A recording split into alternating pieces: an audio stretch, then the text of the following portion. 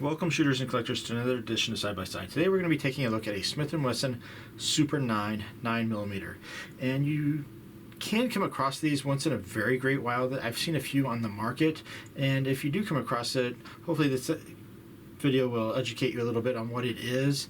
And if you like Smith & Wessons, collect them, I would highly recommend getting one of these, as like I said, they only come up ever so often, and they were only manufactured in 1 year, for 1 year, which was in 2000.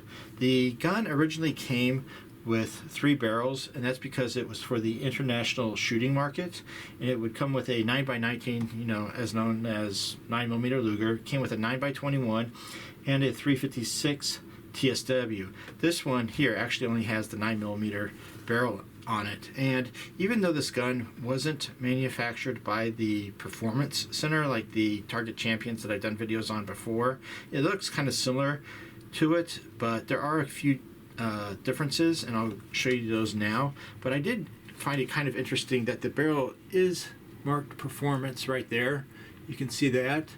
So I thought that was a little bit unusual, but there is no Performance Center logo on this gun, but it does say Super 9 right there, and also on the frame here. So, but like I said, it isn't Performance Center, and you can sort of tell that because when you look at the back, the rails here stick out. The muzzle, there's no Briley bushing like there are on Target Champions or the Performance Center pistols, and the barrel does move around just a hair. I mean, just a hair, not like other guns that, like say a Glock or a Beretta, you can put your thumb on the muzzle and just really move the barrel around. But on this one, it does move, but just a little bit. So I imagine it is somewhat tighter than the standard factory 5906s. It comes with a 15 round double stack magazine, and this gun is single action only, and I'll show that to you. The trigger breaks extremely clean. They said the trigger was tuned, so I'll show that to you. It just goes right up to the wall, and then there's no travel whatsoever. It is also kind of interesting that you have the safety on the slide here, and it is actually just a safety and single action only.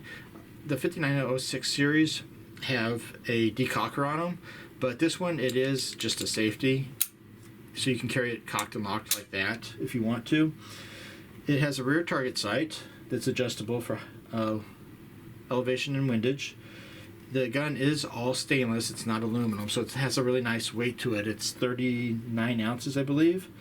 And I'll go ahead, and even though they said it was a tuned trigger, it's really quite heavy. And I'll go ahead and show that to you now on the trigger gauge, because I did it once a little bit earlier, and I was kind of shocked about how heavy it was. When you shoot it, it doesn't feel that heavy, but when you're on the trigger gauge, it really was, and it quickly goes up to 4 pounds.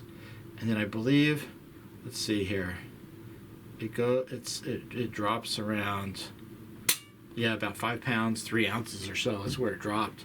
So that's kind of surprising. I'm sure you could put some springs in it and really lighten it up if you wanted to, but that surprised me a little bit. Anyway, that's a bit, just a quick review of this gun. If you ever see one, now you know what it is, and if it's a good price, I definitely recommend picking one up to add to your collection. Thanks for watching.